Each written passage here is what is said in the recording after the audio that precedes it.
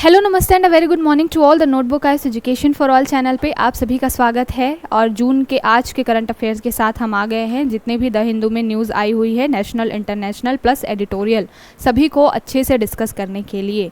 और संडे है तो संडे को पूरा फंडे नहीं बनाना है, थोड़ी सी पढ़ाई भी कर लेनी है, उसके बाद का पूरा दिन आपका है। जिस तरीके से आप चाहें उसको यूटिलाइज़ कर सकते हैं। फिलहाल आज जो न्यूज़ है काफ़ी इंपॉर्टेंट है। हम अलग अलग चीज़ों के बारे में बात करेंगे। काफ़ी अच्छा आपको एक डाटा मिलने वाला है। एडिटोरियल्स भी आज काफ़ी अच्छे हैं। इज़राइल और पैलेस्तीन को लेकर के काफ़ी ब्रीफ में आज चीज़ें दी हुई हैं कि 1946 से लेकर के अब तक जो इज़राइल और पैलेस्तीन के बीच में क्या विवाद रहे हैं, किस तरीके से ये पूरा कॉन्फ्लिक्ट बना निकला और अभी तक चल रहा है। साथ के साथ जो 2 स्टेट पॉलिसी का कॉन्सेप्ट है पैलेस्तीन और इज़राइल को लेकर के, उसके ऊपर में बात की गई है कि क्यों ये पॉसिबल नहीं हो पा रहा है, क्यों इज़राइल पीछे नहीं हट रहा है और क्यों पैलेस्तीन भी पीछे नहीं हट रहा है। बहुत सारे और भी न्यूज़ हैं जिसके बारे में हम चर्चा करने वाले हैं। तो काफ़ी यूज़फुल इंपॉर्टेंट आज का सेशन रहने वाला है। संडे बहुत ही यूज़फुल डे बनेगा आपका। इसके बाद आप क्या करिएगा, दिन भर फन करिएगा। फिलहाल चलिए सबसे पहले हाइलाइट्स देख लेते हैं, क्या बात करनी है हमें, किस डायरेक्शन में आज की क्लास लेकर के जानी है। उसके बाद सभी टॉपिक्स पे इन डिटेल हम चर्चा करेंगे। सबसे पहले न्यूज़ क्या है, with no immediate relief Kejriwal to surrender today. Kejriwal ji को, जैसे कि हमने बात की थी कि 1 जून के तक के लिए क्या हुआ था, इंटरिम बेल मिली हुई थी और वो डेट जो है अब ख़त्म हो रही है। इन्होंने फिर से हेल्थ इश्यूज़ बता करके और बहुत सारे और भी चीज़ें बता करके इंटरिम बेल की मांग की थी, लेकिन फ़िलहाल अभी उनको कोई रिलैक्सेशन नहीं मिला है। कोर्ट ने बोला है 5 जून तक के लिए ऑर्डर उन्होंने अपने पास सेव रख लिया है। 5 जून को इस पर बात की जाएगी कि केजरीवाल का जो इंटरिम बेल है वो आगे एक्सटेंड होता है या नहीं होता है। फ़िलहाल तो उन्हें तिहाड़ जेल वापस जाना ही पड़ेगा। ठीक है, अगली हमारी न्यूज़ क्या है, Tamil Nadu forest department has form 20 village panel to protect mangrove cover. तो यहाँ पर बहुत ही यूनिक तरीके का एक तमिलनाडु से एग्जांपल निकल के आ रहा है, जहाँ पर 20 ऐसे गांव हैं तमिलनाडु के जहाँ पर मैंग्रोव जो होता है, जिसको अनूप वन हिंदी में बोला जाता है, दलदली क्षेत्रों में, समुद्री क्षेत्रों के आसपास में पाए जाते हैं। बेसिकली एनवायरनमेंट के लिहाज से बहुत अच्छे होते हैं वो। तो उनको क्या है, प्रोटेक्ट करने के लिए, संरक्षण करने के लिए क्या किया जा रहा है, तमिलनाडु के 20 गाँव में एक पैनल बनने जा रहा है जो कि मैंग्रोव फॉरेस्ट को क्या करेगा, एक तरीके से सिक्योर करके रखेगा। और वो अगर नष्ट हो रहे हैं टेम्परेचर या क्लाइमेट चेंज की वजह से, तो उन सारी चीज़ों को मिटिगेट करने का काम करेगा। तो काफ़ी डिटेल में इन सारी चीज़ों को देखेंगे और क्यों तमिलनाडु ने ये स्टेप लिया है इसके बारे में भी हम बात करेंगे। अगली न्यूज़ क्या है, final phase of Lok Sabha election record 62% voter turn out. तो कल जो है 7th फेज़ का इलेक्शन जो है हमारे यहाँ पे लोकसभा का, वो कंप्लीट हुआ। 62% की वोटिंग हुई ओवरऑल देखा जाए तो। और अभी रिज़ल्ट 4 जून को आने ही वाला है। यहाँ पर कुछ स्टेट्स के बारे में बात की गई है कि कई स्टेट्स में भी ऑन एन एवरेज तो 60% ही रहा, लेकिन यूपी बिहार जैसे राज्य हैं वहाँ पर 60% से भी नीचे का जो है वोटिंग परसेंटेज देखा गया है। तो कहीं ना कहीं लोग, एक तो गर्मी की वजह से इतना ज़्यादा हीट वेव वगैरह की जो केसेस आ रहे थे, उस वजह से भी लोग बाहर निकलने से डरते थे और वोटिंग कम पड़ी है। साथ के साथ में लोगों के अंदर एक तरीके से ऐसा लगता है कि अब एक वो न्यूट्रल वाला स्टेट आ गया है, जहाँ पर उनको मालूम है कि एक पार्टी जो है वो जीतने ही वाली है। तो फिर कई लोग ऐसे होते हैं जिनका माइंडसेट बन जाता है कि हम वोट देने जाए ही क्यों जब हमें मालूम है कि जीतने कौन वाला है। इस तरीके की चीज़ें होती हैं। तो इस बार जो इलेक्शन है वो काफ़ी बहुत अच्छा भी नहीं रहा है, बहुत बुरा भी नहीं बोल सकते, एक मॉडरेट लेवल पे इस बार वोटिंग हुई है।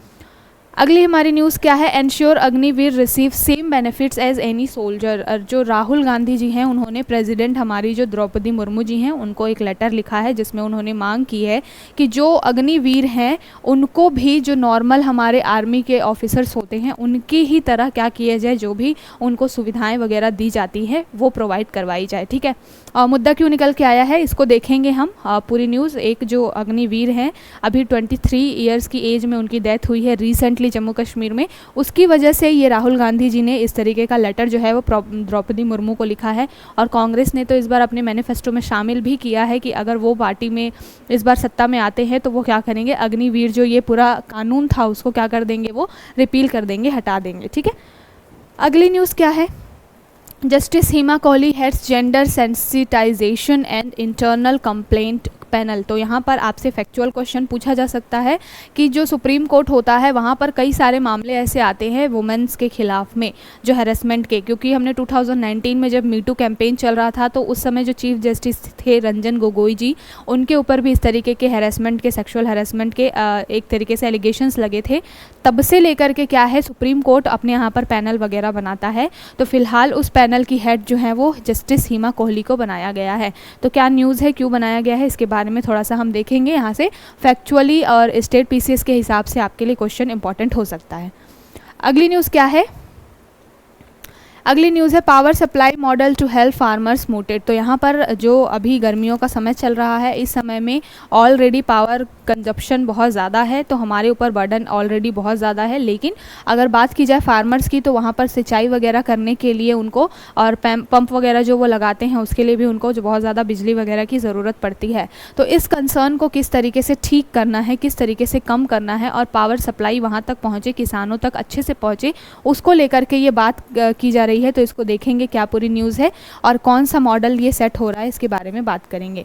अगली न्यूज़ क्या है, archaeologist Sanskrit scholar tie up to decipher Rigveda text. तो यहाँ पर जो है बहुत ही इंपॉर्टेंट ये एक न्यूज़ निकल के आई है, जहाँ पर ऋग्वेद का जो एरा था, यानी कि वो जो वैदिक एरा था जहाँ पर बहुत सारे वेद लिखे गए, साथ के साथ में जो हड़प्पा पूरा हमारी एक सिविलाइजेशन आई, हड़प्पा सभ्यता जिसको बोला जाता है, तो इन दो सभ्यताओं के बीच में क्या रिलेशन है, इसके बारे में ये जो न्यूज़ है वो बात करती है।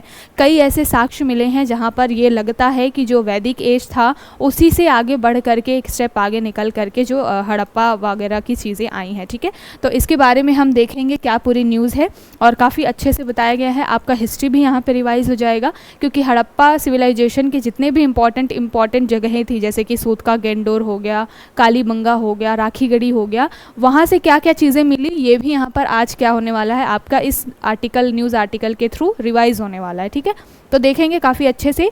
आर्ट एंड कल्चर के लिहाज से ये टॉपिक बहुत इंपॉर्टेंट है, साथ के साथ में अगर बात की जाए एंशियंट हिस्ट्री की, तो उस लिहाज से भी ये टॉपिक बहुत इंपॉर्टेंट है, क्वेश्चन यहाँ से बन सकते हैं। अगली न्यूज़ क्या है, is a future Palestine state possible. तो यहाँ पर एक एडिटोरियल आया है आज, बहुत ही इंपॉर्टेंट, बहुत ही अच्छा एक एडिटोरियल है, जिसमें इजराइल और पैलेस्टीन के जो संबंध हैं उसको कैसे रिजॉल्व किया जा सकता है, जो भी कॉन्फ्लिक्ट है उसके बारे में बात की जा रही है। साथ के साथ में क्या फ्यूचर में पैलेस्टीन को एक अलग राज्य का दर्जा, एक अलग कंट्री का दर्जा मिल सकता है, इसके ऊपर में बात की गई है। जो भी इनकी जिस एडिटोरियल जो है उसमें पूरी हिस्ट्री ब्रीफ में बताई गई है, बहुत पीछे जा कर के कि कहाँ से ये पूरा मुद्दा ओरिजिनेट हुआ है। तो आज जो है इज़राइल और पैलेस्टीन के ऊपर जितना भी आपका कन्फ्यूज़न है वो सब कुछ दूर हो जाएगा, और क्यों ये मुद्दा हो रहा है वो सारी चीज़ें आपको क्लियर हो जाएंगी। मैप के थ्रू भी हम इस टॉपिक को देखेंगे। अगली न्यूज़ क्या है, Sri Lanka arrest alleged handler of IS suspect held in India. तो यहाँ अभी इंडिया अहमदाबाद में जो है श्रीलंकन 4 लोगों को पकड़ा गया है, जिनके लिंकेज जो हैं, जो टेररिस्ट ग्रुप है IS इस्लामिक स्टेट जो कि बैन है अभी, उसके साथ संबंध ऐसे मिलते हैं, ऐसा पाया गया है। इसके ऊपर इन्वेस्टिगेशन चल रही है। इंडिया की जो ट्रूप्स है उन्होंने पकड़ा है अहमदाबाद से श्रीलंकन, ये 4 लोग हैं। तो अभी इंडिया रिलेशन, श्रीलंका और इंडिया के रिलेशन के बीच में फिर इससे बहुत सारे मुद्दे निकल के आएंगे, उसको देखेंगे। अगली न्यूज़ क्या है, what grade of coal does India produce. तो हमने कल बात की थी कि इंडिया जो है वो मंगोलिया की तरफ देख रहा है कोकिंग कोल को लेकर के।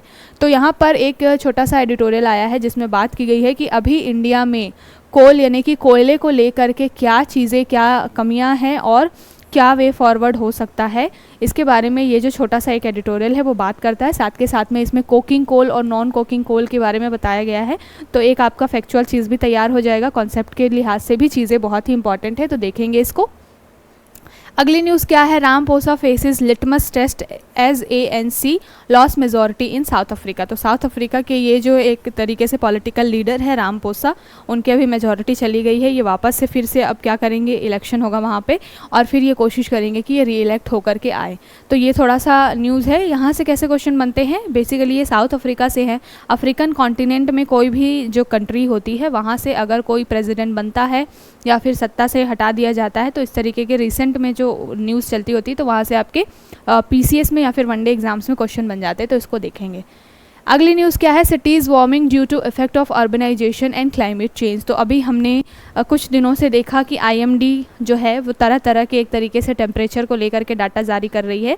दिल्ली का जो टेम्परेचर है काफ़ी बहुत ज़्यादा ही हमने रिकॉर्ड किया था 2-3 दिन पहले, जहाँ पर 52.3 जो डिग्री सेंटीग्रेड टेम्परेचर चला गया था। कल हमने नागपुर की बात की थी कि 56 डिग्री सेंटीग्रेड टेम्परेचर था, लेकिन ये फॉल्स टेम्परेचर था जो कि IMD के AWS सिस्टम में कमियों की वजह से आया था फ़िलहाल। लेकिन यहाँ पर बात की जा रही है सिटीज़ वार्मिंग को लेकर के, और यहाँ पर बात की जा रही है अर्बनाइजेशन की वजह से किस तरीके से ये जो वार्मिंग है, ये गर्माहट या एक तरीके से क्लाइमेट चेंज, इतनी गर्मी क्यों बढ़ रही है, इसके बारे में बात की गई है। यहाँ पर ये भी बताया गया है कि अगर हम कंपेयर करें जो मेट्रोपॉलिटन सिटीज़ हैं हमारी, जहाँ पे मेट्रो वगैरह है, अगर उनके कंपैरिजन में हम थोड़े से नॉर्मल जो सिटीज़ हैं, अर्बन एरियाज़ हैं, वहाँ की अगर बात करें तो वहाँ पर जो है अर्बनाइजेशन की वजह से हीट जनरेशन ज़्यादा हो रहा है एज़ कम्पेयर टू जो आपके मेट्रो सिटीज़ हैं वहाँ पर। तो क्या न्यूज़ है उसके बारे में देखेंगे और क्या कारण है इसके बारे में भी देखेंगे। तो काफ़ी इम्पॉर्टेंट आज का जो पूरा सेशन है वो रहने वाला है। तो चलिए बिना वक्त गवाए हुए शुरू करते हैं आज की पूरी चर्चा को। तो चलिए शुरू करते हैं आज सबसे पहले हमारी न्यूज़ के साथ में। बात की जा रही है with no immediate relief Kejriwal to surrender today.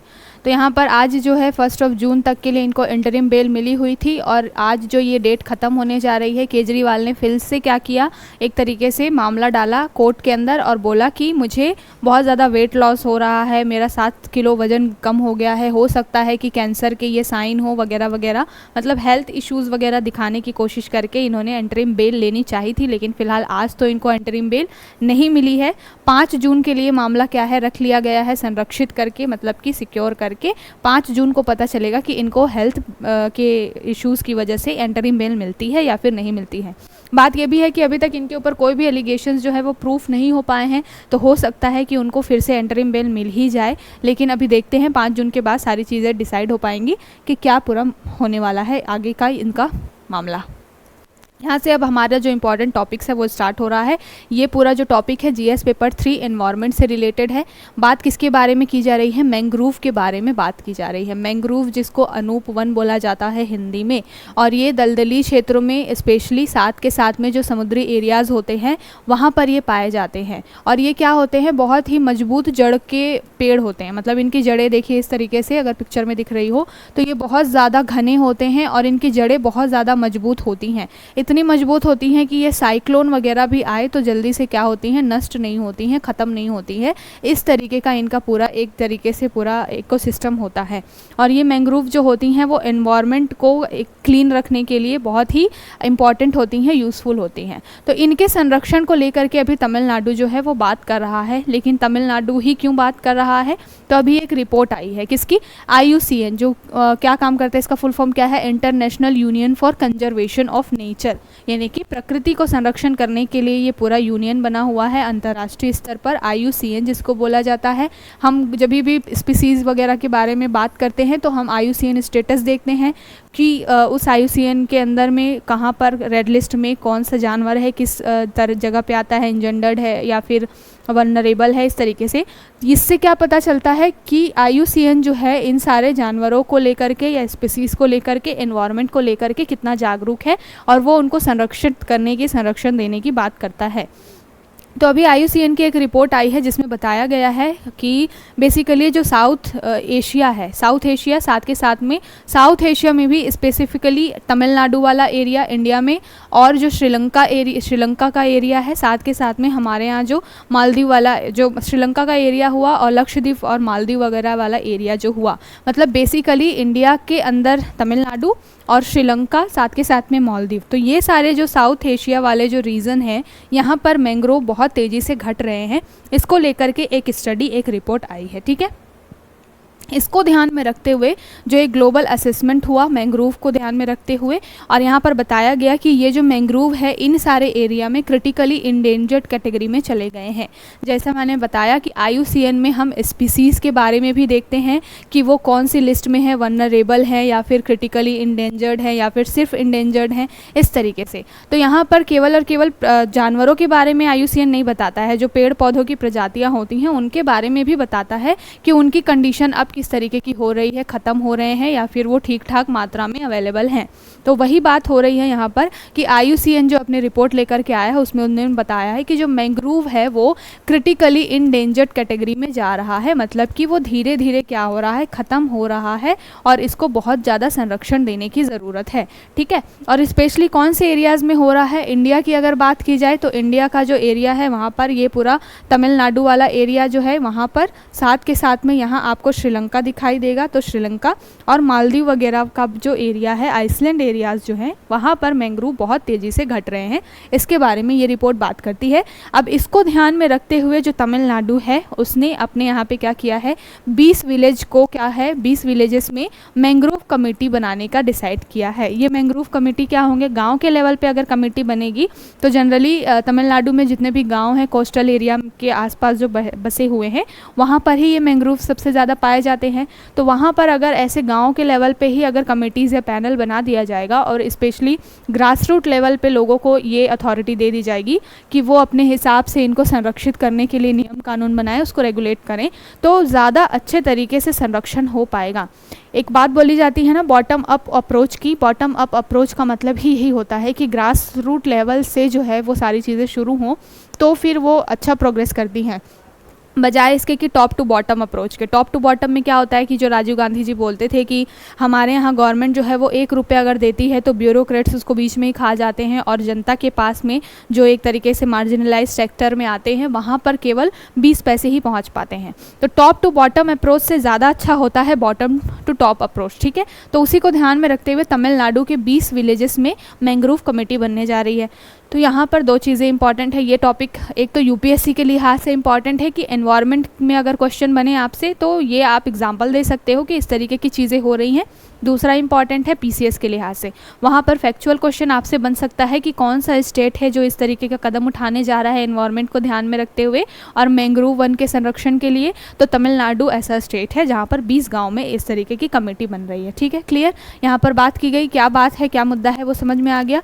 अब यहाँ पर जो चीज़ें हैं वो एक इम्पॉर्टेंट है कि यहाँ पर बात की जा रही है कि जो ये मई 2022 को ही अभी रिसेंटली IUCN की ये मीटिंग हुई है जहाँ पर 36 जियोग्राफिकल एरियाज़ बताए गए हैं और उसमें ट्रॉपिकल एरिया भी आते हैं, सब ट्रॉपिकल एरियाज़ भी आते हैं, वार्म एरियाज़ भी आते हैं। और इन 36 जो जियोग्राफिकल एरियाज़ हैं वहाँ पर बताया गया है कि जो मैंग्रोव है वो सबसे ज़्यादा तेज़ी से घट रहे हैं, जिसमें कौन कौन से एरियाज़ आते हैं, जो कोस्टल एरियाज़ हैं पूरे विश्व के, साउथ इंडिया का एरिया आता है, श्रीलंका का एरिया आता है, मालदीव, साथ के साथ में जो नॉर्थ वेस्टर्न अटलांटिक वाला एरिया है, अटलांटिक ओशन के नॉर्थ वेस्ट साइड में जितने भी एरियाज़ है वहाँ पर क्या हो रहा है, मैंग्रोव बहुत तेज़ी से घट रहा है। अब क्यों घट रहा है, ये तो सीधी सीधी बात है क्लाइमेट चेंज की वजह से।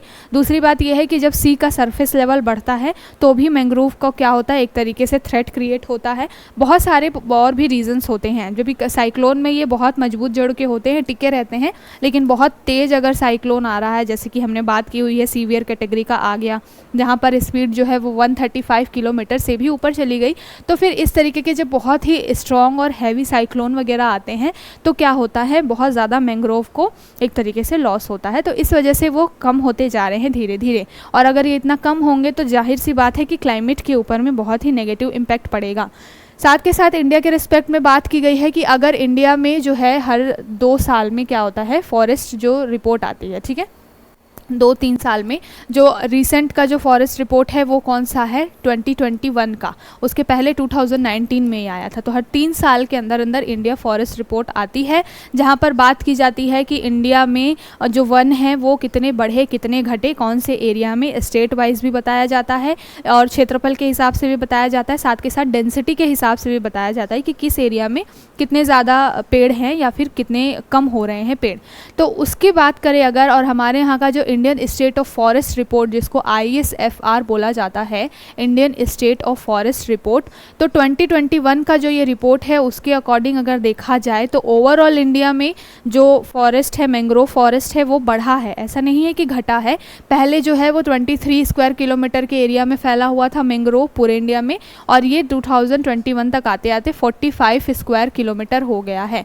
तो ऐसा नहीं है कि पूरे इंडिया में ही घट रहा है मैंग्रोव, लेकिन सबसे ज़्यादा जो है वो तमिलनाडु वाले एरिया में अभी कमी देखी जा रही है।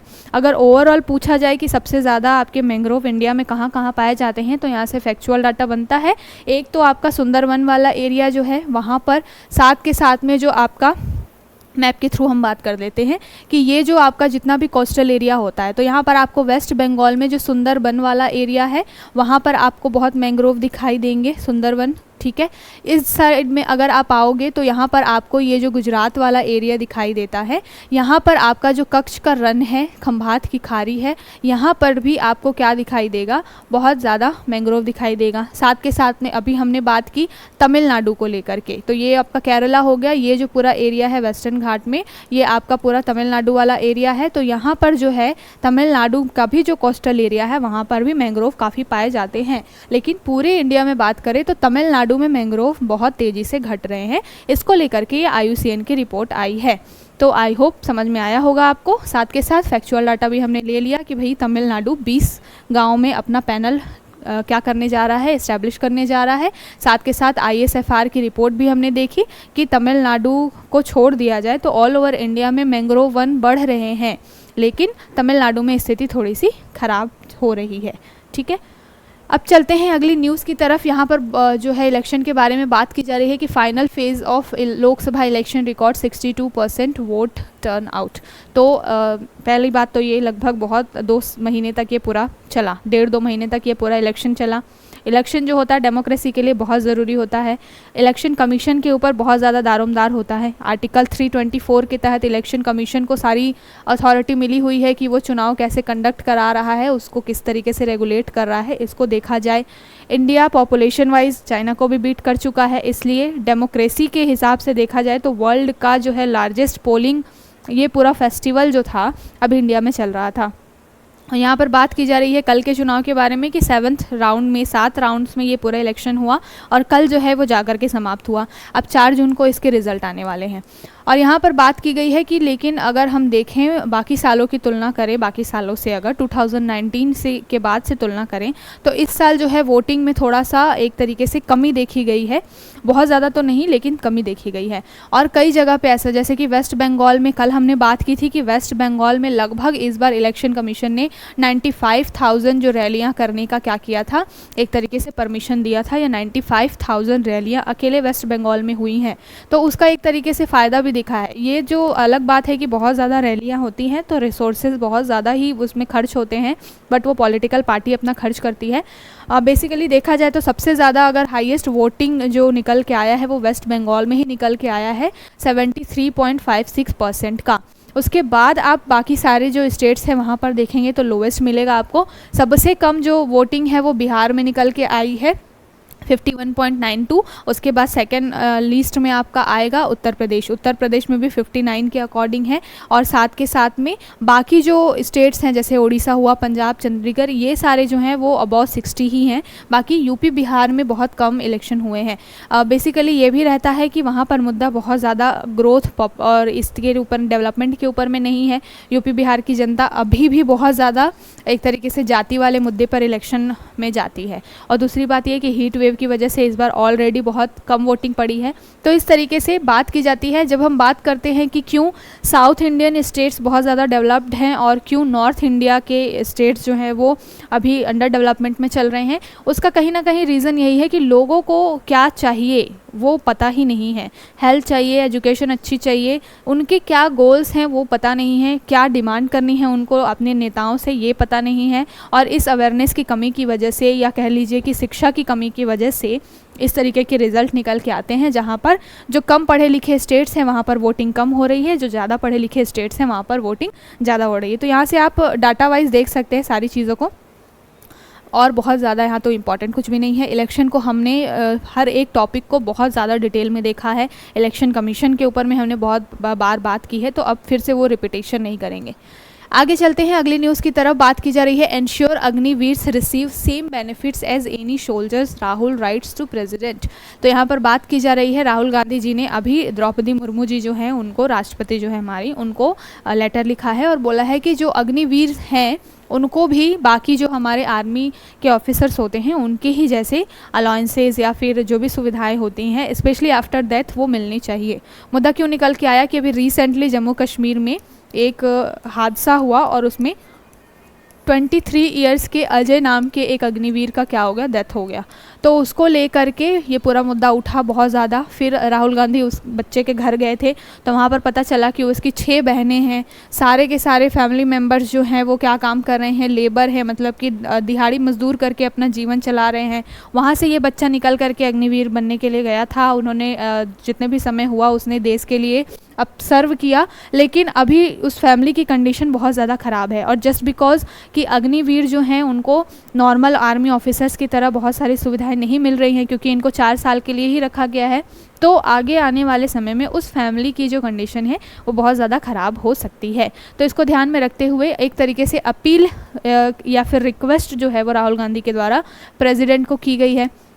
अभी हमने बात की थी कि अग्निवीर जो पूरा कानून है उसके ऊपर में जो सेना के तीनों मिनिस्टर्स जो तीनों हमारी आर्मीज़ हैं वहाँ पर जो उनके चीफ हैं जो CDS, तो उन्होंने हमने कुछ दिन पहले डिस्कस किया था कि उन्होंने एक तरीके से फीडबैक मांगा है कि बताओ अग्निवीर जो है किस तरीके से अच्छा काम कर रहा है या बुरा काम कर रहा है। तो अगर वाकई में ये फीडबैक इतना सीरियसली लेते हैं और वाकई में इस चीज़ को ठीक करने की बात अगर सोचते हैं तो बहुत अच्छा हो जाएगा, क्योंकि इस तरीके की ये जो इतनी कम एज में जब बच्चों को सेना में भर्ती किया जा रहा है तो जाहिर सी बात है कि सेना जो है वो जान की गारंटी तो देती नहीं है, कभी भी किसी भी इंसान की जान जा सकती है। 17 साल एज रखा गया है कि 17 साल से ऊपर का कोई भी बच्चा इसमें भर्ती हो सकता है, और वो भी 4 साल 5 साल जो भी उनकी टेन्योर रहेगी। तो इस तरीके से क्या है बहुत सारी चीज़ें निकल के आएंगी। और सिक्योरिटी के लिहाज से भी देखा जाए तो आर्मी सबसे थ्रेटन्ड है, वहाँ पर जान की कोई गारंटी नहीं होती है, और कोई एक फैमिली मेम्बर चला जाता है जिसके ऊपर में फैमिली डिपेंड करती है तो फिर बाद में उस फैमिली की हालत बहुत ही ख़राब हो जाती है।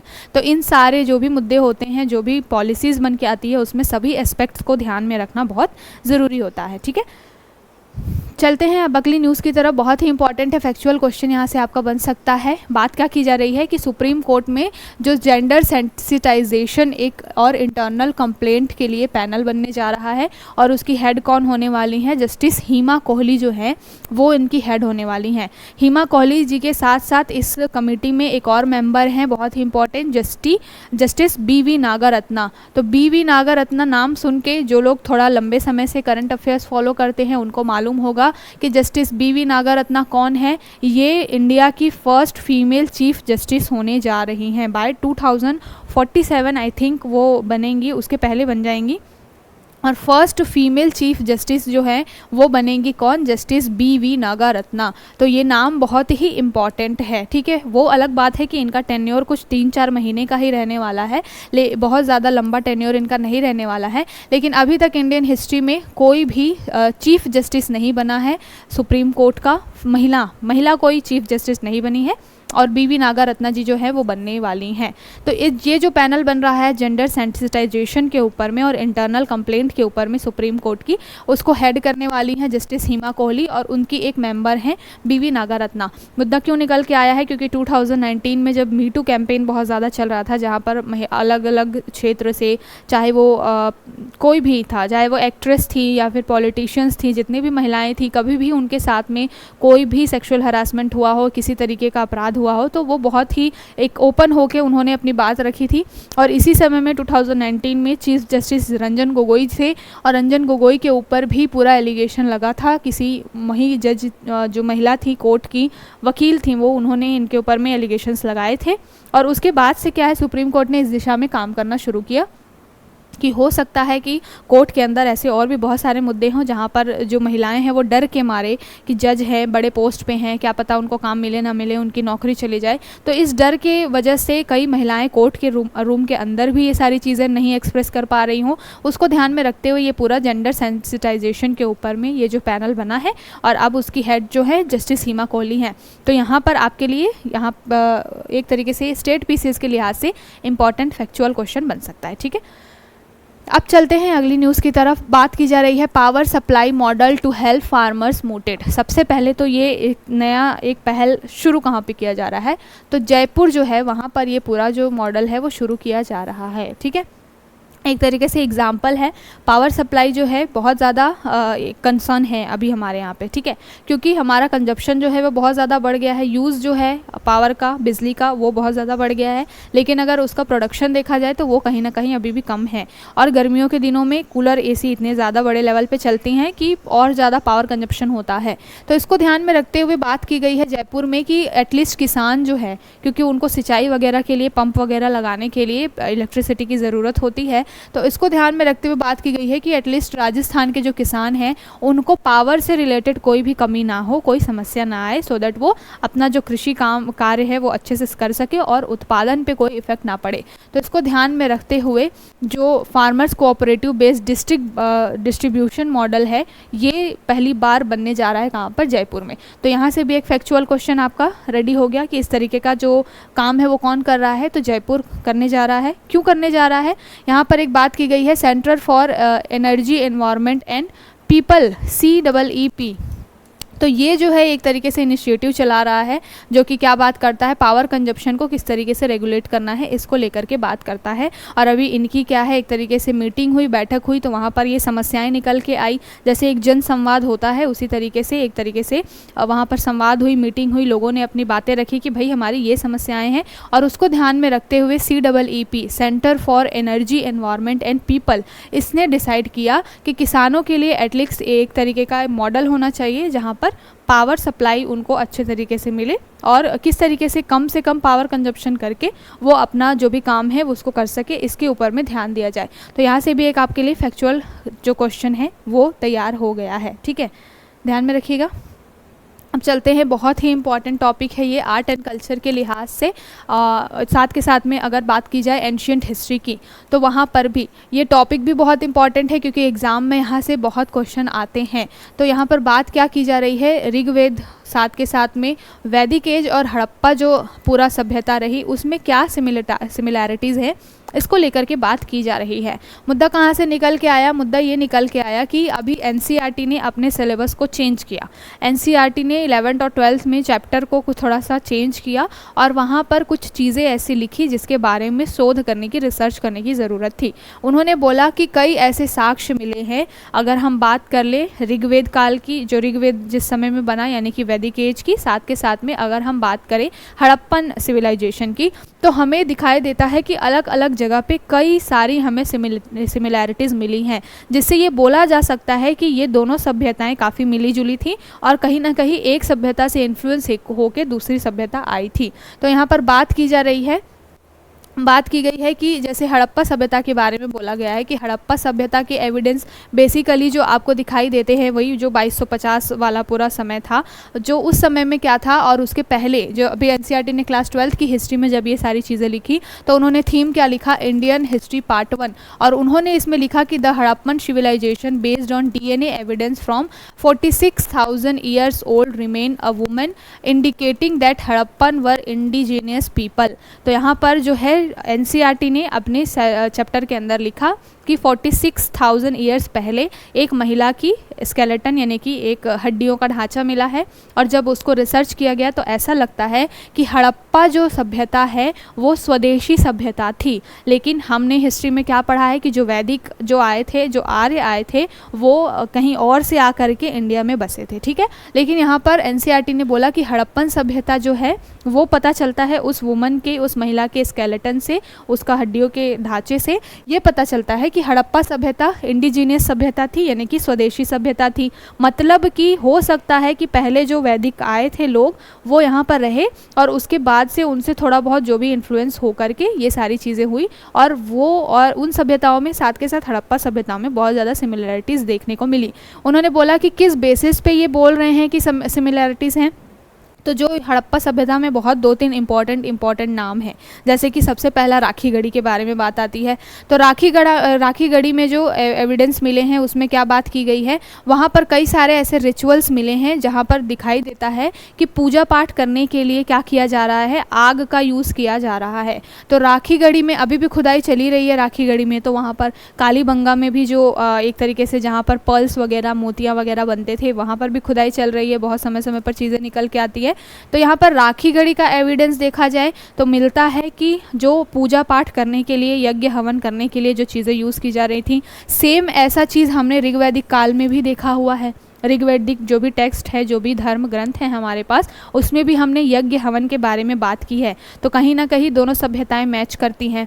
आगे चले अगर बात की जाए कि सूत का गेंडोर जैसे एक जगह है, साथ के साथ में अगर आप बात कर लीजिए यहाँ पर कई सारे बहुत सारे साथ ही साथ यहाँ पे बात की गई है कि जिस तरीके से हमने देखा है वैदिक एज में जो सरस्वती नदी के बारे में बहुत बार उल्लेख किया गया है, वहाँ पर तो बोला गया है कि गंगा से ज़्यादा सरस्वती नदी के बारे में मेंशन किया गया है वैदिक में, वेदों में।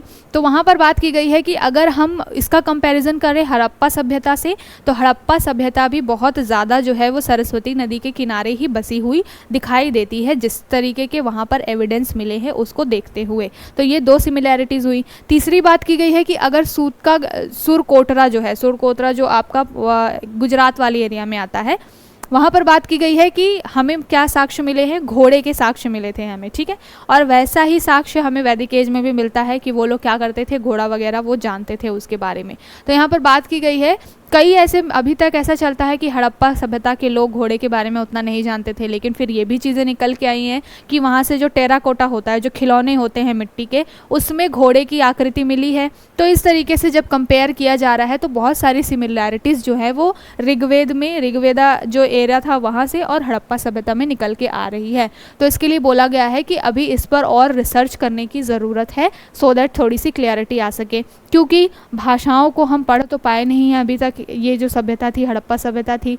तो इस वजह से क्या हो रहा है, बहुत सारे कन्फ्यूज़न क्रिएट हो रहा है। लेकिन अगर हम सिमिलैरिटीज़ की बात करें, चाहे वो राखी गढ़ी में मिले जो रिचुअल्स हैं, फायर रिचुअल्स हैं, चाहे हम बात करें सरस्वती नदी के किनारे जो लोग बसे हैं उसके बारे में, चाहे हम बात करें कि ये सुरकोटड़ा जो है गुजरात का कच्छ वाला एरिया, वहाँ से अगर घोड़े के और जानवरों के साक्ष्य मिले हैं, तो इन सभी चीज़ों को अगर कंपेयर किया जाए तो दिखाई देता है कि इन दोनों सभ्यताओं में बहुत ज़्यादा क्या है, सिमिलैरिटीज़ हैं। तो इसको ध्यान में रखते हुए भी अभी और रिसर्च की बात की गई है। साथ के साथ NCERT ने अपनी बुक को ऑलरेडी चेंज कर दिया है, चैप्टर को ऑलरेडी चेंज कर दिया है, तो इस वजह से भी ये न्यूज़ बहुत ज़्यादा इंपॉर्टेंट हो गई है। तो हमने एक तो बात की, यहाँ से 2-3 चीज़ें आपकी रिवाइज हुई कि राखी गढ़ी में आपको क्या मिला है। सरस्वती नदी के किनारे 71 बार बोला गया है कि ऋग्वेद में लगभग 71 बार ही सारी चीज़ों को मेंशन किया गया है। साथ के साथ सुरकोटड़ा में आपको घोड़े के साक्ष्य मिले हैं, ये सारी चीज़ें। अब ये टॉपिक आपके लिए बहुत इंपॉर्टेंट हो जाता है, क्योंकि हड़प्पा सभ्यता, वैदिक एज जो है ऑलरेडी बहुत इंपॉर्टेंट टॉपिक है आपके एग्जाम के लिहाज से, और अब इस तरीके की न्यूज़ आ रही है, रिसर्च आ रही है, NCERT ने अपना सिलेबस चेंज कर दिया है, तो ये और भी इंपॉर्टेंट हो जाता है, ठीक है। तो आप जा करके ये चैप्टर आज रिवाइज कर लीजिएगा, सो दैट अगर क्वेश्चन बने यहाँ से तो आपका स्किप ना हो। अब चलते हैं, बहुत ही यूज़फुल, एक तरीके से इम्पॉर्टेंट ये पूरा एडिटोरियल है। बात किसके बारे में कर रहा है, पैलेस्टीन के बारे में। बोला जा रहा है is a future Palestine state possible. तो यहाँ पर बात की जा रही है सबसे पहले कि हमास ने अक्टूबर 7, 2023 में क्या किया, इज़राइल के ऊपर में एक तरीके से बॉम्ब छोड़ा, बहुत सारी चीज़ें वहाँ पे नष्ट हुई। फिर इज़राइल एक बार अब शुरू हुआ तो ख़त्म होने का नाम ही नहीं ले रहा, रुकने का नाम ही नहीं ले रहा है। तो यहाँ पर बात की जा रही है कि क्यों ये मुद्दा इतना ज़्यादा बढ़ रहा है, रुक क्यों नहीं रहा है। हमने हाल ही में देखा था कि 3 ऐसी यूरोपियन कंट्रीज़ हैं जिसमें स्पेन आता है, आयरलैंड आता है और नॉर्वे आता है। तो इन 3 कंट्रीज़ ने पैलेस्टीन को जो स्टेट है उसका दर्जा देने की बात की है, यानी कि एक अलग संप्रभु सोवरेन कंट्री मानने की बात की है।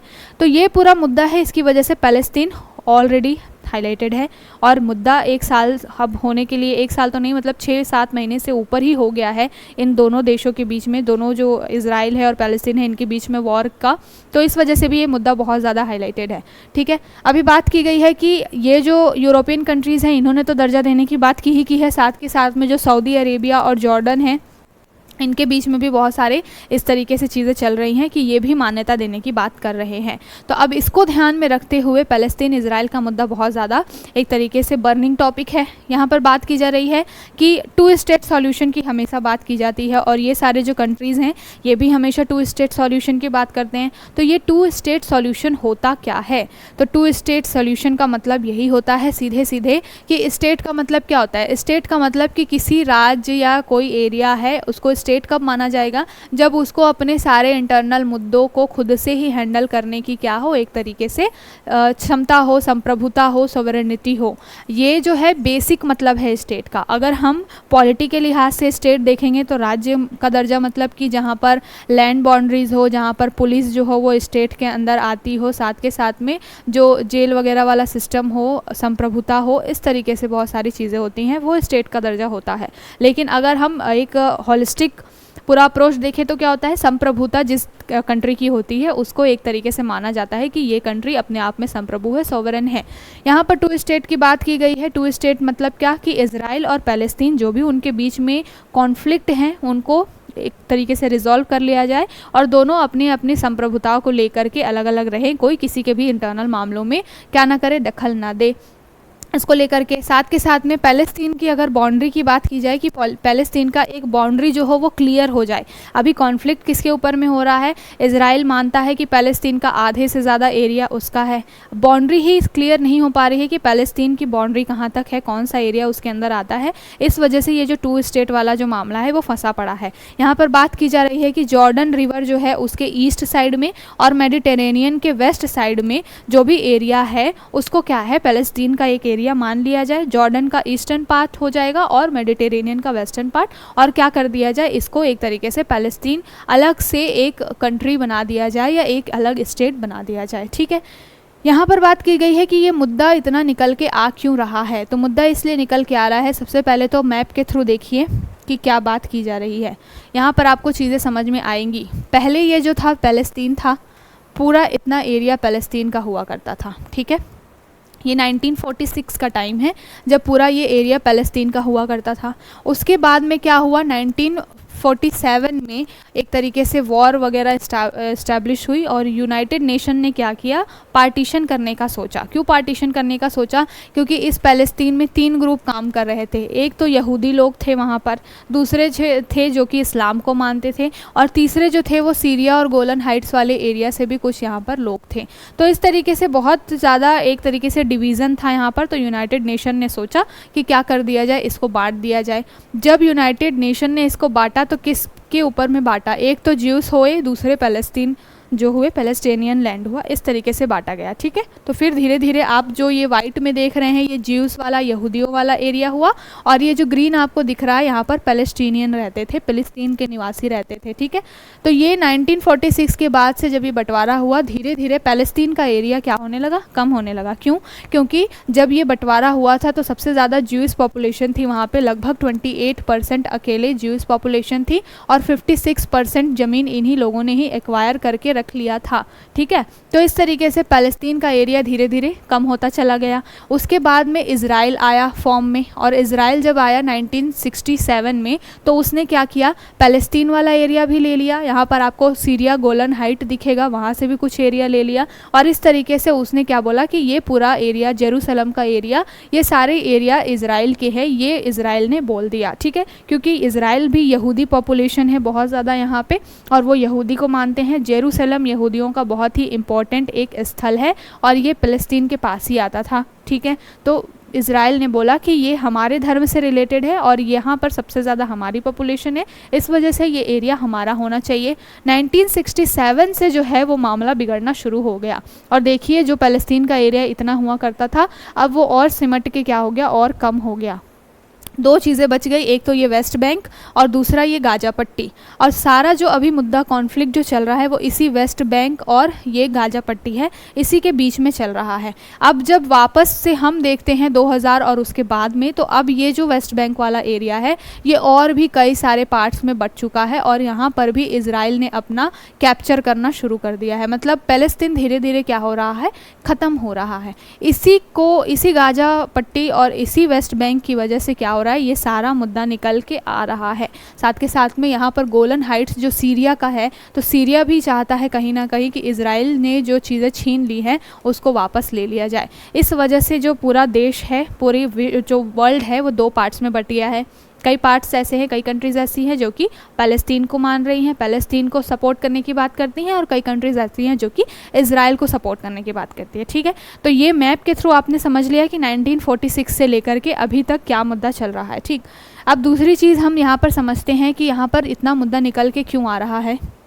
तो सबसे पहले बात की गई है कि UNSCOP यानी कि United nation special commission on Palestine एक बना था, और उसने क्या किया था, पैलेस्तीन को बांटने का काम थोड़ा सा शुरू किया। और किन बेसिस पे बांटा, पैलेस्तीन को 3 टेरिटरीज़ में बांट दिया। एक तो हुआ ज्यूइश स्टेट, दूसरा हुआ अरब स्टेट, और तीसरा जो हुआ अभी जो बात जिसके ऊपर की जाती है इंटरनेशनल टेरिटरी यानी कि जेरूसलम। तो ये 3 पार्ट्स में जो यूनाइटेड नेशन है इसी ने पैलेस्तीन को बांट दिया था पहले, जहाँ पर एक पार्ट में ज्यूइश आते थे, एक में अरब जो पॉपुलेशन आती थी जो कि मुस्लिम पॉपुलेशन थी, और तीसरी जो थी वो जेरूसलम थी जो कि यहूदियों का बहुत ही एक तरीके से धार्मिक स्थान है। इस तरीके से पैलेस्तीन बटा। उसके बाद में क्या हुआ कि जो ज्यूइश थे उस समय में ज़्यादा थे, लगभग 28 से लेकर के 32% तक थे, लेकिन अकेले ही उनके पास में 56% का एरिया था।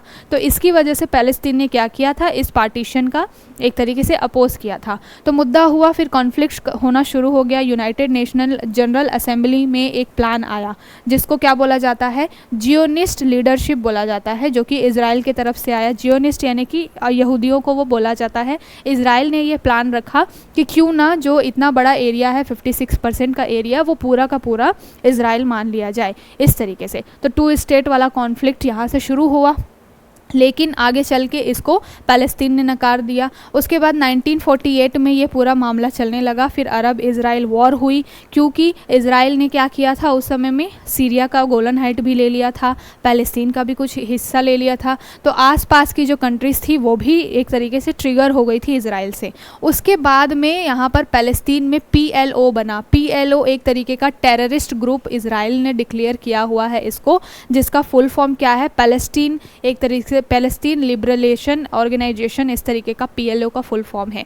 ये बेसिकली पैलेस्तीन को वापस से छुड़ाने की बात करते हैं। जो एरिया पैलेस्तीन का इजराइल ने ऑक्यूपाइड कर लिया है, अब इसको वो छुड़ाने की बात करते हैं। तो PLO जब बन के आया तो फिर से इन 2 कंट्रीज़ के बीच में ये मुद्दा बहुत ज़्यादा गर्मा गया एक तरीके से, और ये कॉन्फ्लिक्ट और भी बढ़ने लग गया। आगे चल के बात की जा रही है कि what are the hurdles to achieve the 2 state solution. यहाँ पे बात की जा रही है कि क्या ऐसे हर्डल्स है, क्या ऐसी एक तरीके से बाधाएं आ रही हैं जिसकी वजह से इन 2 कंट्रीज़ के बीच में रिजोल्यूशन नहीं हो पा रहा है, शांति स्थापित नहीं हो पा रही है।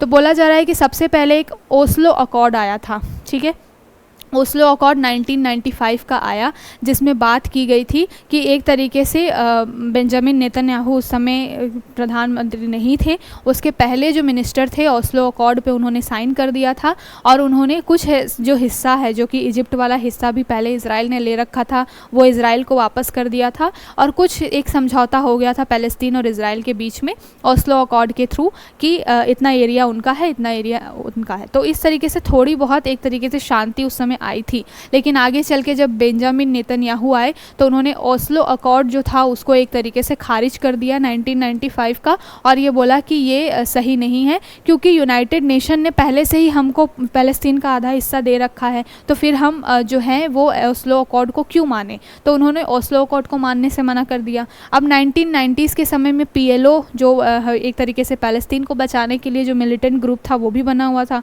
तो ये जो कॉन्फ्लिक्ट है वो बहुत ज़्यादा बढ़ने लग गया। अब बात की जा रही है व्हाट इज़ द ओरिजिन्स। तो यहाँ पर जो भी हमने बातचीत की अभी की 1936 में जब एक ब्रिटिश रूल चल रहा था, तो पैलेस्तीन के ऊपर भी ब्रिटिश रूल चल रहा था, तो वहाँ पर एक पील कमीशन था। आपने हिस्ट्री में पढ़ा होगा कि पील कमीशन इसीलिए ही बनाया गया था कि जो भी ज़मीन से रिलेटेड या फिर जो भी देशों के बीच में बाउंड्रीज से रिलेटेड जो भी मामला था उसको सेटल डाउन करने के लिए 1936 में पील कमीशन बना था। तो इसी पील कमीशन ने क्या कर दिया था, पैलेस्तीन को एक तरीके से मीडिएशन का काम किया पैलेस्तीन और इजराइल के बीच में इस तरीके से, और फिर पैलेस्तीन का कुछ हिस्सा जो है वो इजराइल को दे दिया था।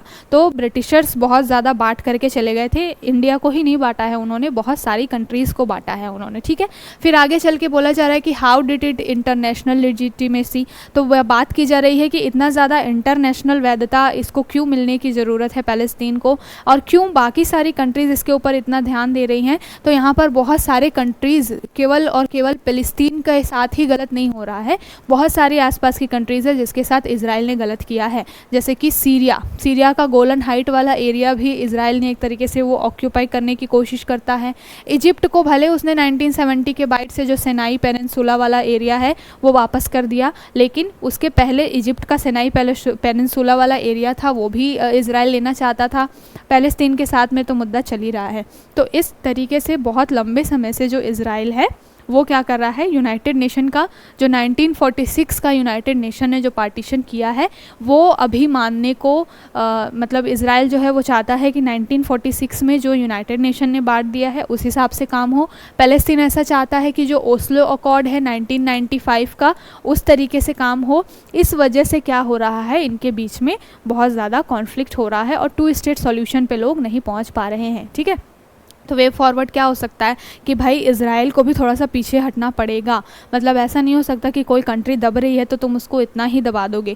इतने ज़्यादा लगभग 75,000 से मतलब इसके आसपास लोगों की क्या हुई है, जान गई है अब तक इन सारे मुद्दों को अगर देखा जाए तो बहुत ज़्यादा जो इनोसेंट पीपल हैं उनकी जान जा रही है। तो इससे क्या ही मतलब होना चाहिए। तो एक मीडिएशन बहुत ज़रूरी है और ये सारी चीज़ों को याद रखिएगा। जितने भी टॉपिक्स हमने आज पढ़े, ओस्लो अकॉर्ड वगैरह, ये सारी चीज़ें याद रखिएगा। और मुझे ऐसा लगता है कि आपको एक कॉन्सेप्ट क्लैरिटी बहुत अच्छे से मिल गई होगी। पील कमीशन वगैरह के बारे में हमने देख ही लिया, तो अब आपको बिल्कुल समझ में आ गया होगा कि क्या पूरा मुद्दा चल रहा है। ठीक है, तो ये पूरा मैप के थ्रू हमने सारी चीज़ें समझी। अब चलते हैं अगली न्यूज़ की तरफ। बात की जा रही है श्रीलंका और इंडिया के रिलेशन थोड़े से अब फिर से और ख़राब हो सकते हैं। यहाँ पे 4 श्रीलंका के लोगों को क्या किया गया है, पकड़ा गया है। कहाँ से? जो अहमदाबाद हमारा एयरपोर्ट है गुजरात में, वहाँ से। और यहाँ पर उनके ऊपर में IS जो है, इस्लामिक स्टेट जो है टेररिस्ट ग्रुप, उससे संबंध होने की बात की गई है। अभी फ़िलहाल इसकी CID जाँच चलेगी और फिर बताया जाएगा कि क्या पूरा मुद्दा है। अब चलते हैं अगली इम्पॉर्टेंट न्यूज़ है, एक तरीके से एडिटोरियल है। बात कर रहा है किसके बारे में, what grade of coal does India produce. तो यहाँ पर जो कोयले की क्वालिटी को लेकर के बात की जा रही है, साथ के साथ में उत्पादन को लेकर के बात की जा रही है। तो यहाँ पर बोला गया है कि अगर अभी हम देखें तो हमारा जो कोल का यानी कि कोयले का इम्पोर्ट है वो बढ़ गया है। ठीक है, और बात की जा रही है अडानी ग्रुप के ऊपर। एक तरीके से एलिगेशन लगा है कि अडानी ग्रुप ने क्या किया है, लो ग्रेड कोल इम्पोर्ट किया है। कहाँ से? इंडोनेशिया से। और हाई क्वालिटी का कोल जो है उन्होंने उसको क्या कर दिया है, तमिलनाडु को सोल्ड कर दिया है। ठीक है, तो यहाँ पर 2 टर्म निकल के आया, एक तो लो ग्रेड कोल और दूसरा आ गया हाई ग्रेड कोल। अब इसके बारे में हम देखते हैं कि ये क्या टर्म है। कई बारी की टर्म से आपको क्वेश्चन बनता है और ये पूरा मुद्दा जो है, ये जो एडिटोरियल है वो इन्हीं दोनों के बीच में है। तो यहाँ पर बात की जा रही है, एलिगेशंस लगाए गए कि अडानी ग्रुप ने क्या किया, लो ग्रेड कोल खरीदा इंडोनेशिया से और हाई ग्रेड कोल जो है वो तमिलनाडु को बेचा। तमिलनाडु को क्यों बेचा? क्योंकि तमिलनाडु में जो एक तरीके से TNGDCO है, Tamil Nadu generation of distribution company, तो वो पावर जनरेशन कंपनी है, उसको कोल की ज़रूरत थी, इस वजह से उनको बेचा गया। अब यहाँ पर 2 टर्म जो निकल के आए हैं, व्हाट इज़ लो ग्रेड कोल और हाई ग्रेड कोल। तो यहाँ पर पहले समझने वाली बात है कि लो ग्रेड और हाई ग्रेड जो है वो क्वालिटी और साथ के साथ में कोयले की क्वालिटी, साथ के साथ में वो कितना हीट निकाल रहा है और कितना वो एक तरीके से गैसेस निकाल रहा है, गैसेस रिलीज़ कर रहा है। मतलब कि जो कार्बन मोनोऑक्साइड हो गया या फिर नाइट्रोजन ऑक्साइड हो गया जो कि एनवायरनमेंट को नुकसान पहुँचाते हैं। तो लो ग्रेड और हाई ग्रेड कहने का यही मतलब है कि कोयले की क्वालिटी कैसी है और वो एनवायरनमेंट में कितना इम्पैक्ट डाल रहे हैं, नेगेटिव इम्पैक्ट डाल रहे हैं, उसके हिसाब से उनको लो ग्रेड और हाई ग्रेड कोल बोला जाता है। ठीक है, पहली बात तो ये। दूसरी बात है, यहाँ पर एक टर्म की बात की गई है GCV, जिसको बोला जाता है ग्रॉस क्रोनिकल वैल्यू। तो ग्रॉस क्रोनिकल वैल्यू मतलब क्या होता है, जिस कोयले की ग्रॉस क्रोनिकल वैल्यू जो है वो अच्छी होती है, हाई क्वालिटी होती है, मतलब एवरेज होती है, एवरेज से ऊपर होती है, वो कोयला अच्छा माना जाता है एनवायरनमेंट की दृष्टि से। और जो हाई और लो में जो डिफरेंस होता है वो यही होता है। यहाँ पर बात की गई है कि high and low quality are relative terms that only meaningful to context where the coal is used and how they process. ठीक है, तो यहाँ पर हाई और लो क्वालिटी का मतलब यही है कि एक तो पहली बात तो कि क्वालिटी के लेवल पे, और दूसरी बात है कि उसको कहाँ पे यूज़ किया जाने वाला है और किस तरीके से पूरा वो प्रोसेस्ड होगा। मतलब कि जब उससे गलत चीज़ें या फिर गलत गैसेज निकलेंगी तो उसको किस तरीके से स्टोर किया जाएगा, इसके आधार पर बोला जाता है कि कौन सा कोल जो है वो हाई ग्रेड का है और कौन सा लो ग्रेड का है। ठीक है, तो इसको ध्यान में रखते हुए भी पूरा मुद्दा निकल के आया और बात की गई कि हमारे यहाँ पे इंडिया में बहुत ज़्यादा ज़रूरत है, क्योंकि हमारे यहाँ का कोयला बहुत ज़्यादा उच्च क्वालिटी का नहीं है। तो हम क्या करते हैं, इम्पोर्ट के ऊपर डिपेंड करते हैं। इम्पोर्ट में भी हमने कल बात की थी कि मंगोलिया से हम कोकिंग कोल मंगा रहे हैं। कोकिंग कोल क्यों मंगा रहे हैं, दो तरीके के कोल होते हैं, एक तो कोकिंग कोल होता है, दूसरा नॉन कोकिंग कोल होता है। कोकिंग कोल का मतलब क्या होता है, ये एक एसेंशियल कंपोनेंट होता है जो कि स्टील जितना भी होता है ना, कब जो स्टील प्लांट्स होते हैं वहाँ पर स्टील बनाने के लिए सबसे ज़्यादा कोकिंग कोल का यूज़ किया जाता है। ठीक है, और इसमें क्या होता है, मिनिमल ऐश होता है। मिनिमम ऐश कहने का मतलब क्या है, जो राख निकलती है वो कोकिंग कोल से बहुत कम निकलती है, मतलब कि प्रदूषण बहुत कम होता है। इस वजह से कोकिंग कोल स्टील बनाने के लिए प्रेफर किया जाता है और हम इसमें इम्पोर्ट भी बहुत करते हैं, क्योंकि हमारे यहाँ पे जो कोयला है वो बहुत अच्छी क्वालिटी का नहीं है, उससे राख बहुत ज़्यादा निकलती है। मैंने बात की हुई है कि हमारे यहाँ पे पीट जो है, पीट बिटुमिनस, ये सारे कोयले जो बहुत मिलते हैं ज़्यादा, और उच्च क्वालिटी का जो कोयला है वो एंथ्रेसाइट, बिटुमिनस, लिग्नाइट, और सबसे कम क्वालिटी जो इसकी ख़राब है वो पीट की है, और उसमें ही सबसे ज़्यादा राख वगैरह निकलती है। तो हमें कोकिंग कोल की ज़रूरत इसलिए है क्योंकि उसमें ऐश जो है, राख जो है वो कम निकलता है, पर्यावरण को प्रदूषण कम होता है, और स्टील की मेकिंग के लिए वो बहुत ज़रूरी होता है। लेकिन नॉन कोकिंग कोल में क्या होता है, नॉन कोकिंग कोल में हीट भी बहुत ज़्यादा निकलती है और उससे ऐश वगैरह भी बहुत ज़्यादा निकलती है। तो हीट की ज़रूरत हमें कहाँ पड़ती है, जो बॉयलर्स होते हैं प्लांट के अंदर में, जिस टरबाइंस होती हैं, बॉयलर्स होते हैं, उसको घुमाने के लिए, जलाने के लिए नॉन कोकिंग कोल की ज़रूरत पड़ती है। तो ज़रूरत हमें दोनों की ही पड़ती है, लेकिन अच्छा कौन सा होता है, कोकिंग कोल सबसे अच्छा होता है। बट मुद्दा कहाँ पर है, मुद्दा ये है कि हमारे यहाँ पे अच्छी क्वालिटी का कोयला अवेलेबल नहीं है, इस वजह से हमें इम्पोर्ट पर डिपेंड होना पड़ रहा है। दूसरी बात बोली गई है, what are the characteristics of Indian coal. तो इंडियन कोल में मैंने जैसे कि बता दिया, इंडियन कोल में जो है GCV, जो मैंने अभी बात की थी यहाँ पर, ग्रॉस क्रोनिक जो वैल्यू है कोयले की, ये बहुत ही ख़राब क्वालिटी की होती है। इसकी वजह से यहाँ पर बहुत ज़्यादा राख होती हैं। यहाँ के कोयले में लगभग 40% राख निकलती है वहाँ पर, और बहुत सारे कार्बन डाइऑक्साइड, कार्बन मोनोऑक्साइड जैसे हानिकारक गैसेस निकलती हैं। तो अगर इंडिया के कोल को यूज़ किया जाए तो हमारा जो है इन्वायरमेंट के ऊपर में नेगेटिव इम्पैक्ट बहुत पड़ेगा, और 2070 तक हमने ज़ीरो कार्बन एमिशन का टारगेट भी रख रखा है।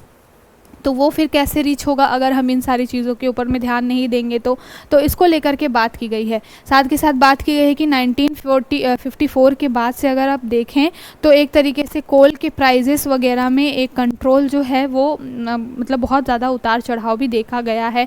साथ के साथ में माइनिंग परमिशन की अगर बात करिए तो हमारे यहाँ पे अगर जो मिनिस्ट्रीज़ हैं वो माइनिंग की एक तरीके से आज़ादी ना भी दें, राइट ना भी दें, तो भी इलीगल माइनिंग बहुत ज़्यादा हो रही है, और कहीं ना कहीं घूम फिर के ये जो ख़राब जो कोयला है वो आ ही जाता है हमारे यहाँ पे। तो इन सारी चीज़ों को बहुत ज़्यादा से देखने की, ठीक करने की ज़रूरत है, इसके बारे में बात की गई है। साथ के साथ में एक इंटीग्रेटेड गैसिफिकेशन कंबाइंड साइकिल होता है, जिसमें क्या किया जाता है, जो भी कोयला होता है उसको प्रोसेसिंग और फिर उसको हानिकारक जो भी गैसेज निकली उसको किस तरीके से कंट्रोल करना है, इसके ऊपर में ध्यान देने की ज़रूरत होती है।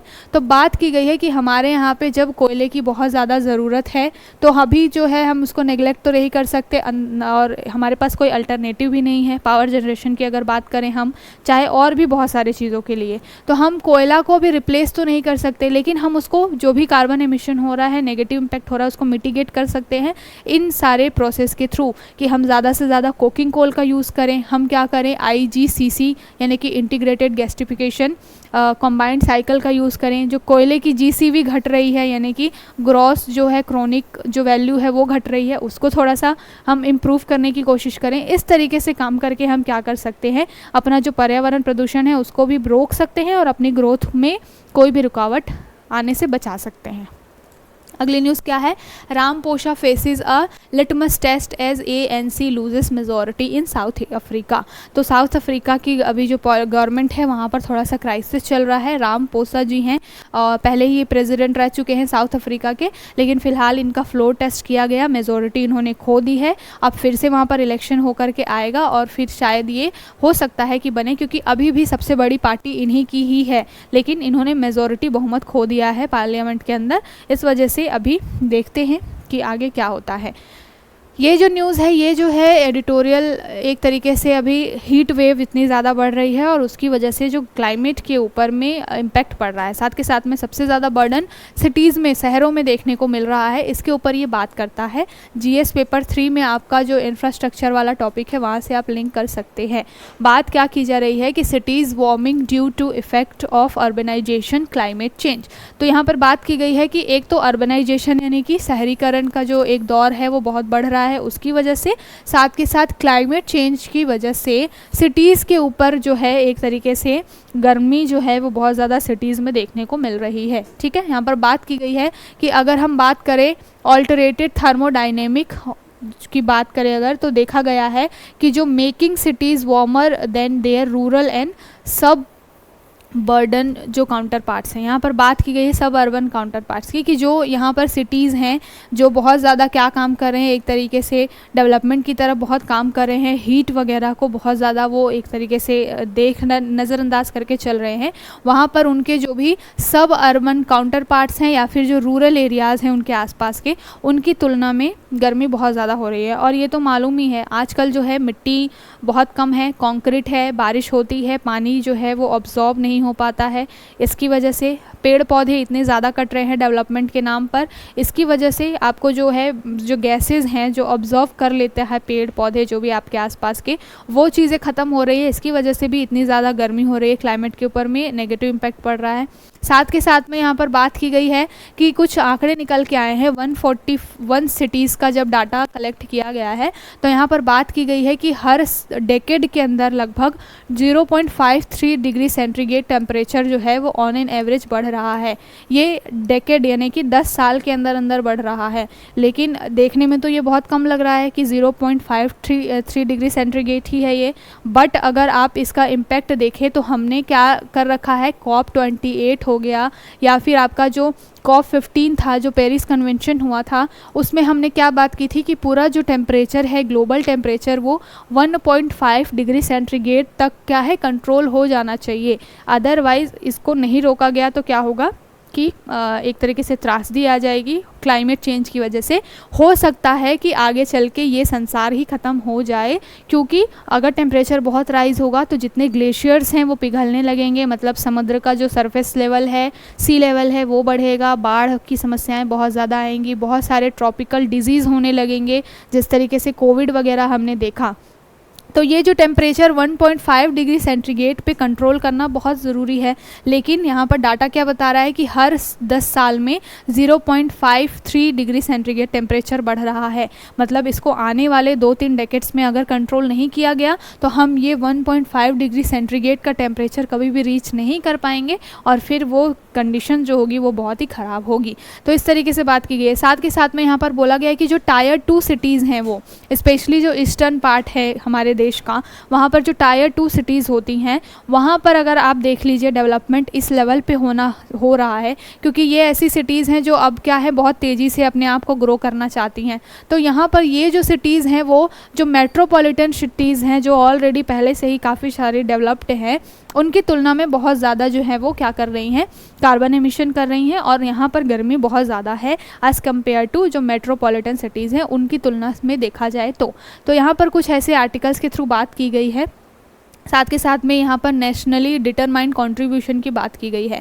नेशनली डिटरमाइंड कंट्रीब्यूशन क्या है, यूनाइटेड नेशन में भी हमने इसके बारे में बात की थी और इंडिया में भी ये कॉन्सेप्ट चलता है कि कोई कितना ज़्यादा कार्बन एमिशन कर रहा है उसको मिटिगेट करने के लिए एक तरीके से अपने अपने लेवल पे प्रयास किया जाए। ठीक है, एक अकाउंटेबिलिटी हो वर्किंग में आपके जो भी काम आप कर रहे हैं इंफ्रास्ट्रक्चर डेवलपमेंट से रिलेटेड, एक आपके पास अकाउंटेबिलिटी हो कि आपको पर्यावरण को भी क्या है बचा करके चलना है। साथ के साथ में सस्टेनेबल डेवलपमेंट की बात की जाती है। जो SDG गोल है हमारे 17, वहाँ पर जो है कौन से नंबर पे आता है, तो SDG 13 जो है वहाँ पर बात की जाती है क्लाइमेट चेंज को किस तरीके से कंट्रोल करना है। साथ के साथ में आप SDG 9 देखेंगे, वहाँ पर आपको दिखाई देगा SDG 8 हो या फिर SDG 9 हुआ, यहाँ पर सिटीज़ को किस तरीके से डेवलप करना है, लॉजिस्टिक्स को भी मजबूत करना है, लेकिन उन सभी को ध्यान में रख करके सेंटर में क्लाइमेट चेंज को ध्यान में रख करके काम करना है। तो अलग अलग जो है SDGs के बारे में SDGs के थ्रू भी बताया गया है कि भाई कंट्रोल करना बहुत ज़रूरी है। इस तरीके के जो हमारा जो लाइफस्टाइल है वो बढ़ता जा रहा है, जहाँ पर हम बहुत ज़्यादा डिपेंडेंट हैं AC कूलर के लिए, बहुत ज़्यादा हम डेवलपमेंट के ऊपर में ध्यान दे रहे हैं, वहाँ पर जो हम ये एनवायरनमेंट को नज़रअंदाज करके चल रहे हैं वो आगे आने वाले समय में क्या है और भी हमारे लिए जान का थ्रेट क्रिएट कर सकता है। बात की गई है कि एक डाटा आया है जिसमें बोला गया है कि 2050 तक जो अर्बन पॉपुलेशन है इंडिया की वो डबल हो जाने वाली है। अभी अगर 36% या फिर 36 to 40% है तो वो लगभग डबल हो जाएगा 2050 तक। तो सोच लीजिए कि अर्बनाइजेशन बढ़ रहा है, उसकी वजह से ये वार्मिंग इतनी बढ़ रही है, क्लाइमेट चेंज हो रहा है और ये आने वाले समय में और डबल होने वाला है। जो शहरों में रहने वाले लोगों की आबादी और डबल होने वाली है, मतलब उनका लाइफस्टाइल बिल्कुल उसी तरीके से चेंज होने वाला है। तो इसका बहुत ही नेगेटिव इम्पैक्ट पड़ेगा अगर इन चीज़ों को अभी ही ध्यान नहीं दिया गया तो इसके लिए गवर्नमेंट ने बहुत सारे काम तो किए हुए हैं, बहुत सारे हमने पॉलिसीज़ लगा रखी हैं, लेकिन फिर भी उसको कंट्रोल करना बहुत ही ज़रूरी है। यहाँ पर नासा के सैटेलाइट से कई बारी जब एक तरीके से डाटा निकाला जाता है, चाहे वो ज़मीन से रिलेटेड हो, कितने फॉरेस्ट कट रहे हैं, क्या हो रहा है, कहाँ पर रिसोर्सेज, समुद्र का लेवल गिर रहा है, पानी नदियाँ कहाँ सूख रही हैं, तो ये सारी कंडीशंस निकल के आती है कि 2003 से 2020 तक जो है ये चेंजेस हैं वो एक वार्मिंग कंडीशन पे, एक अलार्मिंग कंडीशन पे पहुंच गए हैं, जहां पर हमें बहुत ज़्यादा सुधार करने की ज़रूरत है। ठीक है, तो आई होप आपको समझ में आ गया होगा। तो ये था आज का पूरा टॉपिक जिसको हमने बहुत अच्छे से डिस्कस किया। जितने भी इंपॉर्टेंट न्यूज़ थे, करंट अफेयर, साथ के साथ में जो एडिटोरियल्स थे, काफ़ी अच्छे से उसको डिस्कस किया है। अभी हम कोशिश कर रहे हैं कि आज या फिर कल में पूरा इस मंथ है उसका मंथली करंट अफेयर्स लेकर के आएँ, सो दैट कोई ऐसा इंसान है जिसका क्लासेस स्किप हो गई है, कोई जॉब में है, वर्किंग है, जो डेली क्लासेस नहीं ले पाता है, तो एक महीने का जो एक मंथली वीडियो आए उसमें ही आपका पूरे इस महीने का जो भी इंपॉर्टेंट टॉपिक है वो कवर हो जाए। ठीक है, तो आज कल में ये पूरा मंथली वीडियो आपके पास में आ जाएगा, जिसमें कंप्लीट मई मंथ का क्या होने वाला है, करंट अफेयर्स होने वाला है, जो भी द हिंदू में इंपॉर्टेंट न्यूज़ आई है, अलॉन्ग विथ एडिटोरियल्स भी कुछ बहुत इंपॉर्टेंट होंगे, तो उसको भी हम डिस्कस करेंगे। तो बहुत एक अच्छा आपको एक जगह पे वन स्टॉप सोल्यूशन, एक क्रक्स मिल जाने वाला है करंट अफेयर्स का, तो उसके लिए आप रेडी रहिएगा। आज जो टॉपिक से अच्छे से डिस्कस किए हैं, कल फिर मिलेंगे नए टॉपिक्स के साथ में, तब तक अपना ख्याल रखिए। बाय बाय, शुक्रिया एंड टेक केयर।